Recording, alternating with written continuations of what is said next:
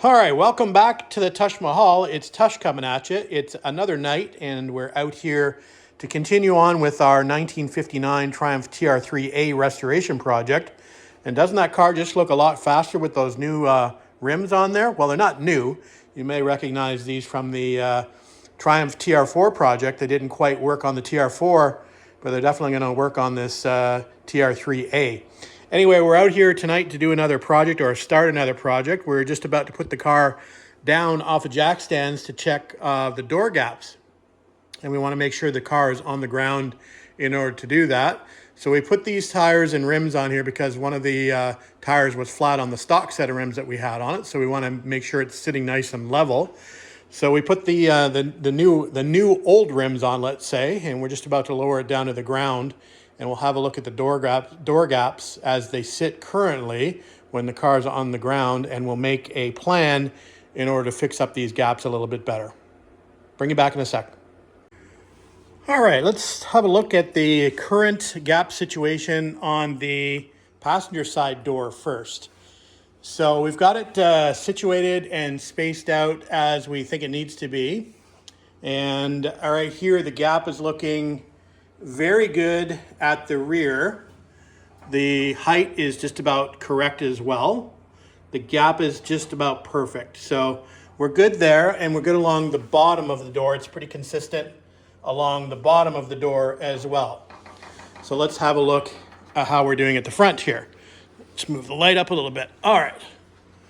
Now over here, we have less than good gaps at the bottom, getting up into smaller gaps. And you might see some white marks here on the door. You see a white mark down there at the bottom, and you see a white mark up here. That's really just kind of an indication where I need to weld some rod in to close that gap up. So we need some rod in up to that area. Then we're considering this gap to be pretty good over here, from here, basically this mark here, up to this mark here. Now, I'm going to leave basically this gap alone. I'm not going to make that any wider or any tighter. There is a little bit of a knob here that I'm going to slice off that just sort of juts out where that white mark is here. We're just going to trim that a little tiny bit. And then we're going to put some rod in from this mark up to this mark. So, and if you might notice, we still have a stick out on this side. So I've got an idea what we're going to do to fix that, but we'll get to that at a later time. We're just concerned about getting the gaps straightened away. So the car is on the ground as mentioned, so has let it settle for a little bit. I pushed on the suspension, so I think we're at where we're going to be at as far as this door is sitting currently. So I think we can go ahead and probably take the door off, do a little bit of grinding on the edges, and get some rod ready. I've got some steel rod over there just kicking around that we can use to stick in the doors and make these look a little bit better. So it's going to look a little worse before it looks a little better, or a lot better, hopefully. All right, let's talk a little bit about the door stick out. So after doing some research on some of the restoration sites from guys who have restored side screen cars before, some of them are saying or suggesting that I cut a line here. You see where this door has been welded here from the factory. So some are suggesting that we cut a line there to enable the door to bend inwards a little bit, and then of course then re-weld it up. So I think we're going to try that route. There's no harm, basically. I can always weld it up if it doesn't work. So if it does work though, that'll fix that stick out. So I think we're going to grab the angle grinder and cut a slot there and see if we can bend this door inwards a little bit to get rid of that little wing. All right, we'll come back in a bit.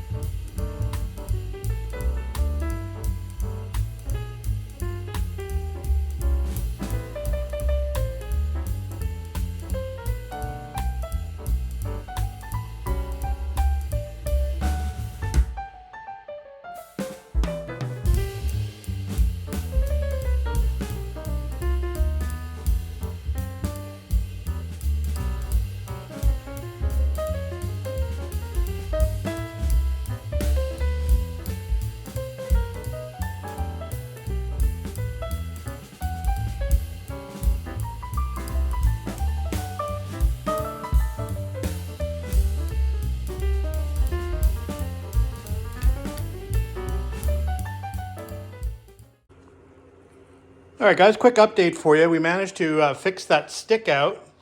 And if you can see that there, and that's just about position where it needed to be. So that worked as far as doing the little cut and shut on the inside, and got a very tight gap up here, which is good. So that's all good. I'll show you the repair on the inside here. So there's where we cut and re-welded. So that'll get a little body work and a little bit of primer on top of that shortly. So that's looking good, nice and strong. So I guess the next thing to do now is to actually take the door off, clean up some of the epoxy primer off of here and weld some rod in, and then we'll have to shape it the best we can. Unfortunately, we're gonna probably have to do a lot of guesswork unless we take the fender off, but we'd have to take the fender or the door off either way to figure out where we need to profile the rod that we put in. So that's going to be a bit of a chore. The easy part is getting the welded rod in there, or the rod welded in there, but then shaping it to the profile is going to be a bit of a challenge. All right, come back.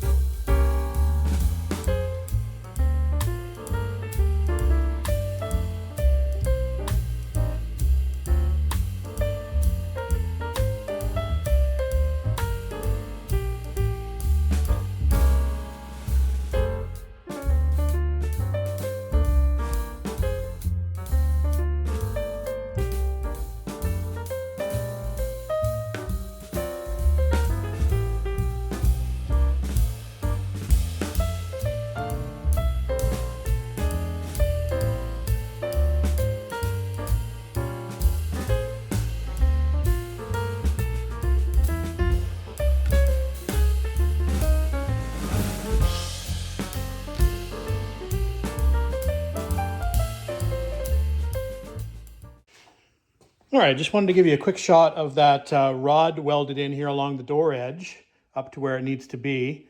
And we'll flip it over so you can see the other side. So there's the other side. So what we'll do is we'll grind this off flush to begin with on the front side and the back side. We won't trim the profile yet until we fit it back up to the car and maybe make a few more marks. Not actually even sure it'll fit up to the car now with the rod welded in. I may thin it a little bit at the top here because we definitely know this needs to be a little thinner up here, and obviously it gets wider at the bottom. So anyway, let me fix the profile as far as getting it flat against the door, and then we'll come back and, like I said, we'll do the profile. All right, quick video of the rod welded in and ground down. That's what it looks like here on the front. All I did was basically trim it up to meet the edge up here, and this is going to be probably, hopefully, far too wide here on the bottom and in the middle. So we're going to have to trim it in this area here. Probably need a little spot of weld up there where I just trimmed it there, but that's what it looks like on the front side. On the back side, that's what it looks like on the back side. So of course we're going to lose a lot of this material along the edge, which is fine. So let's fit it back up and see how we did. All right, here's where we're at after welding in that rod. And it's actually not too bad.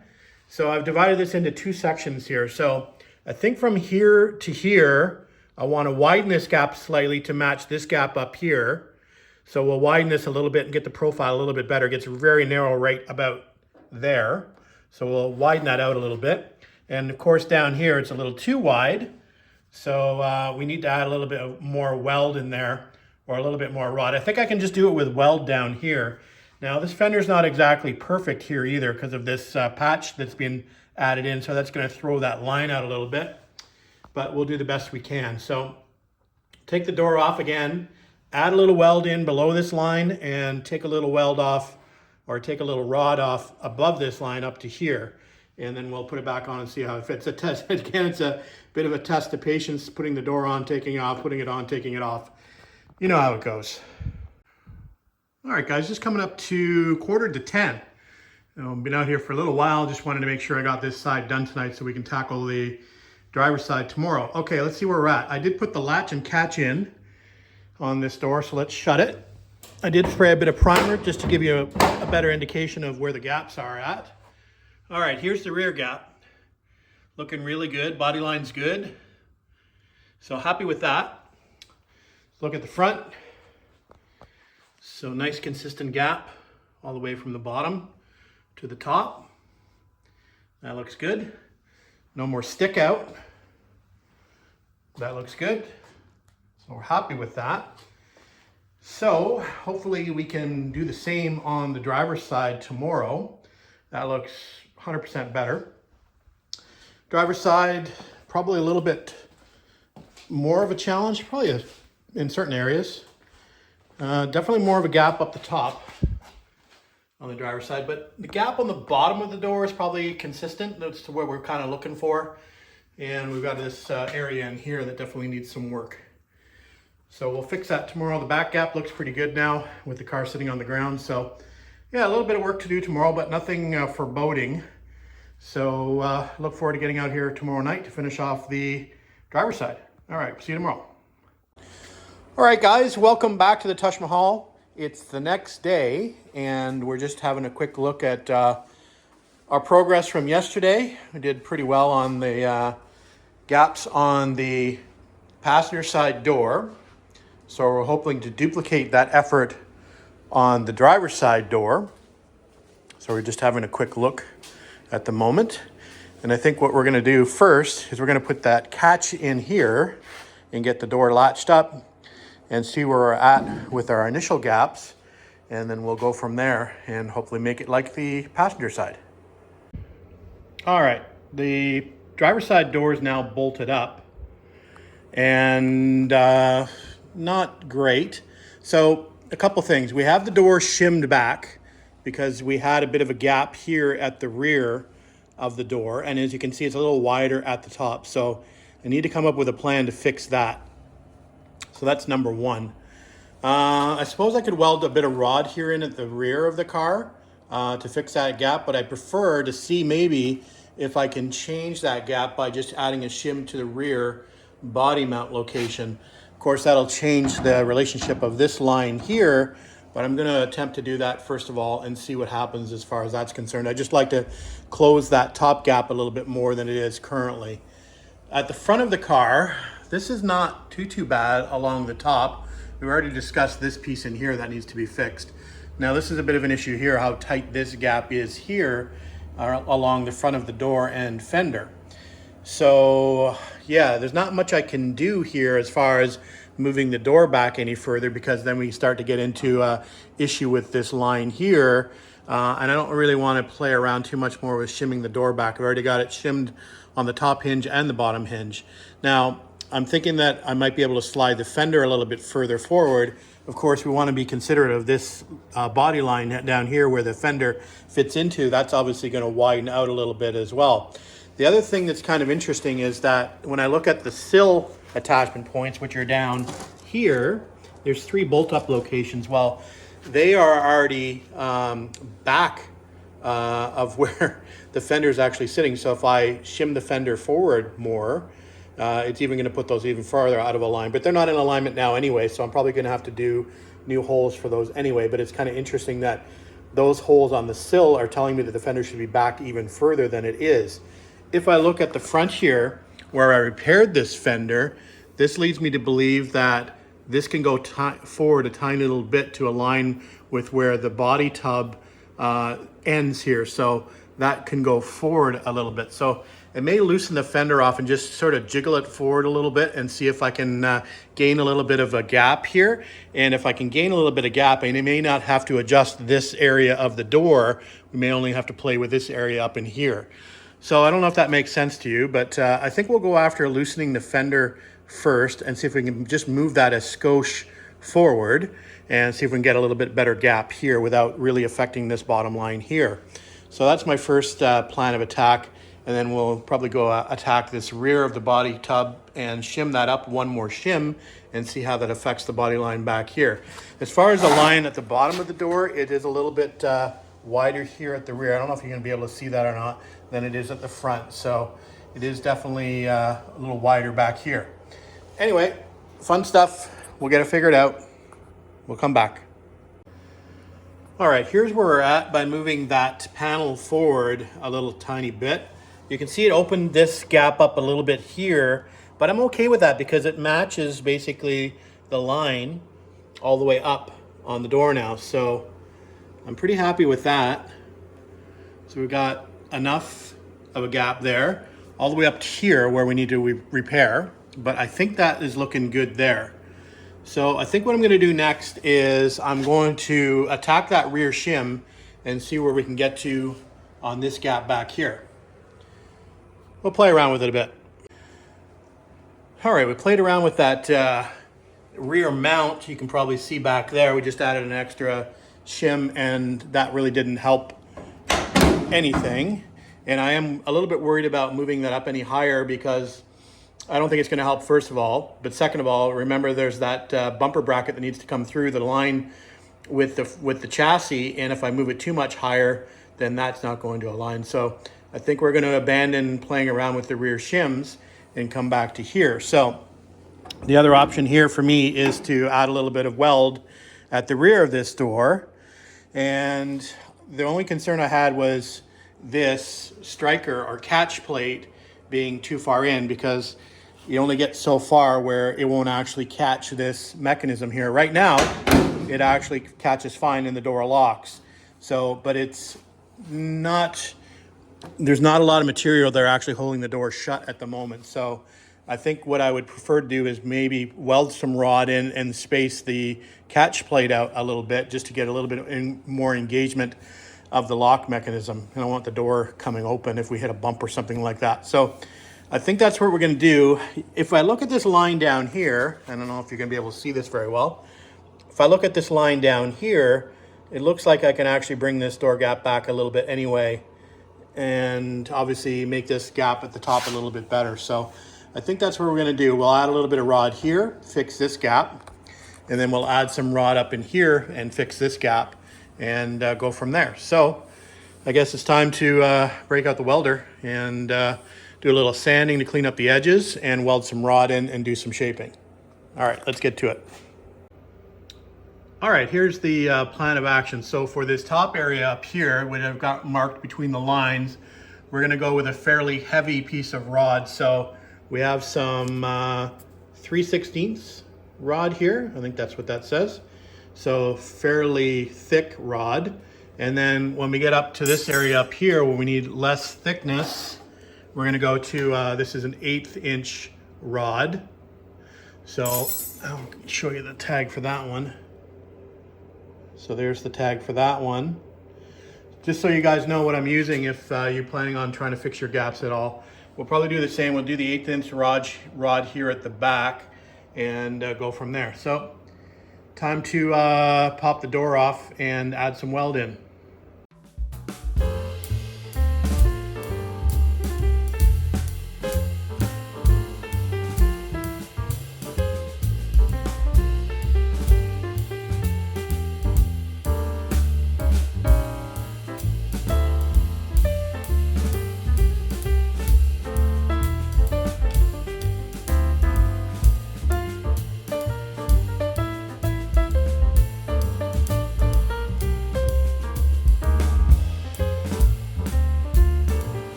All right, guys, the welding is done now. All that's left is the grinding, and we'll face this off first and get it flat, and then we'll fit it up to the car and do some trimming once it's on the car.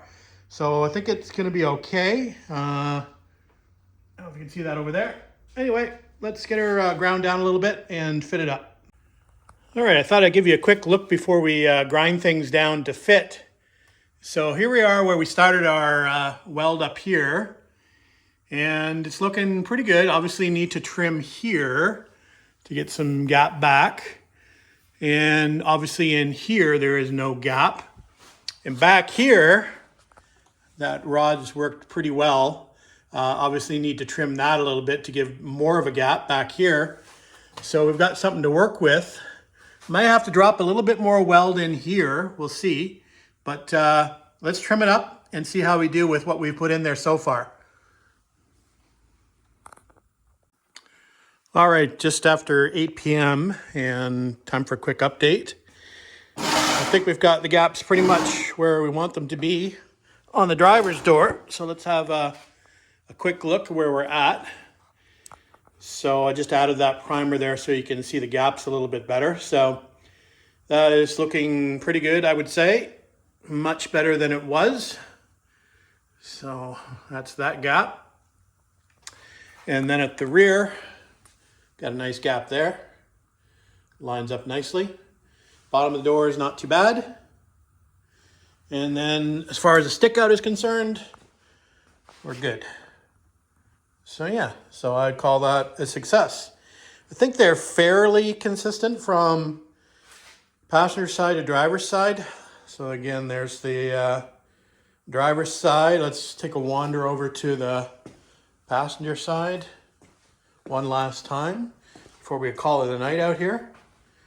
So yeah, I think that's looking good. Much better.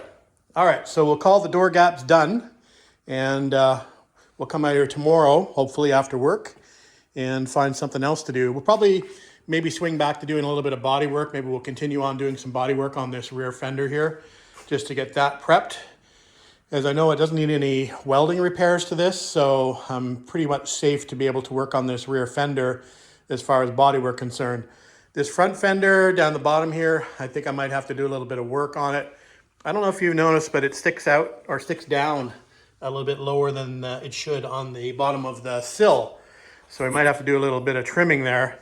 But again, that'll be for another day. So we'll wrap this video up. It's going to be probably a little shorter than normal, but that's not a bad thing. Anyway, thanks for watching. Thanks for commenting. Thanks for subscribing. And we'll see you out here on the next video. Looking good.